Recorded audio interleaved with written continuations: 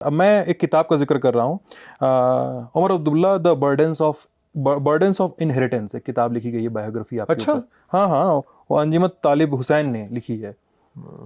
लिखी होगी, हाँ। नहीं ध्यान है आपको? नहीं, मुझे इस किताब का पता ही नहीं है। अच्छा, उसमें उन्होंने लिखा है, मैं इस किताब को पढ़ रहा हूँ तो इसलिए किताब कैसे कोट कर रहा हूँ, इसलिए आपके सामने रख भी रहा हूँ कि आपके जो 98 का डेब्यू था, आपका पॉलिटिकल डेब्यू था, उसको थोड़ा संदेह की तरह देखा, क्योंकि आपको लोगों ने एक जो डायनेस्टी पॉलिटिक्स की बात होती है ना, कि राजा का बेटा राजा बनेगा जैसी चीज़ें होती हैं, तो कहीं ना कहीं ये सेंटिमेंट आपके साथ लोगों ने जोड़ा।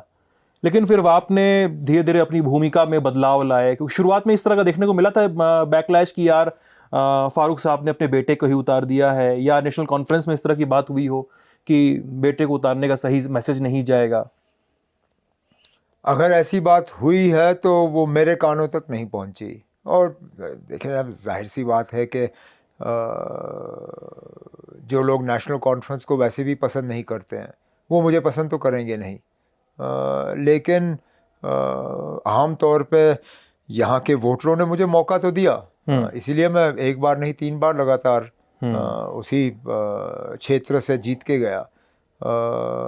लेकिन मैं मानता हूँ कि कुछ हद तक लोगों को समझाना कि ये मतलब सियासत में आना, चलिए वो, क्योंकि मैं इस ख़ानदान से ताल्लुक़ रखता हूँ, मेरे लिए सियासत में आना आसान था।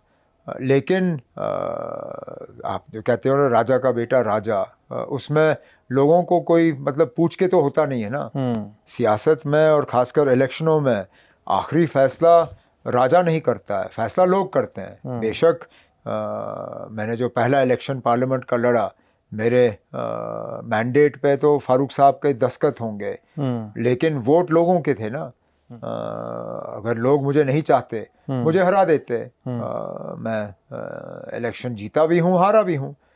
मैंने 1-2 असेंबली के इलेक्शन हारे हैं, मैंने पार्लियामेंट का इलेक्शन हारा है। अभी तो ये ज़रूरी नहीं है कि क्योंकि मैं इस ख़ानदान से ताल्लुक़ रखता हूँ तो हमेशा के लिए जीतता ही रहूँगा। जब लोग मुझे पसंद नहीं करेंगे, हरवाएंगे। जाना, you have to go to people's court all the time, कहीं से भी आए आप मान के चलें कि आपको हर 5 साल के बाद अपना रिपोर्ट कार्ड लोगों से साइन करवाना है। अब वो लोगों तक है, वो आपके रिपोर्ट कार्ड को मानते हैं या नहीं मानते हैं। और ये हर सियासतदान का है, ये हर हुकूमत का है। अब मोदी साहब अब तीसरे टर्म पर हैं, हर 5 साल के बाद वो अपना रिपोर्ट कार्ड लेके लोगों के पास जाते हैं। कभी उनकी सीटों में उतार आता है, कभी उनकी सीटों में चढ़ाव आता है। वो लोगों तक है, वो किस तरह अपना फैसला सुनाना चाहते हैं। आपकी बात सुन के मुझे अपने एक दोस्त की याद आ गई। वो दिल्ली में सीनियर जर्नलिस्ट हैं। उन्होंने, आज मैं उनसे बातचीत कर रहा था और मैंने बताया कि मैं आज उमर साहब का इंटरव्यू कर रहा हूँ शाम को। तो उन्होंने कहा कि यार एक फीडबैक मैं अपनी तरफ से देना चाहता हूँ, चाहो तो आप उनसे शेयर कर लेना। मैंने बोला ठीक है। फीडबैक क्या है? ये उनकी रीडिंग है आपको लेके। तो बोले कि मैंने जम्मू कश्मीर की पॉलिटिक्स में अकेला ऐसा नेता देखा है, उमर अब्दुल्ला को, जिनकी बातों का रिफ्लेक्शन नेशनल पॉलिटिक्स के लेवल पे आता है। अदरवाइज एक समय तक उनको, फारूक अब्दुल्ला साहब को लेकर ये लोगों के बीच में, पत्रकारों के बीच में परसेप्शन था कि वो एक नेशनल लेवल की पॉलिटिक्स की बात करते हैं, क्योंकि वो भी सांसद थे। उसके बाद वो धीरे धीरे वो कह रहे थे कि वैनिश होता गया, लेकिन अभी भी ये उमर अब्दुल्ला में बचा हुआ है, क्योंकि वो जम्मू कश्मीर के खांटी जो यहाँ के नेता हैं, जो उनकी एक फिक्स लीग होती है ना, वो बोल लेते कि उमर उस पर बात नहीं करते हैं। उमर के रेफरेंसेस बातचीत में आपको नेशनल लेवल की मिलेंगे। उमर के रेफरेंसेस आपको बार बार कॉन्स्टिट्यूशन की और बार बार जनादेश की याद दिलाते रहेंगे। आप ऐसा कैसे कर पाते हैं? ये उन्होंने बोला कि पूछ लेना आप। मैं सोच समझ के नहीं करता हूँ।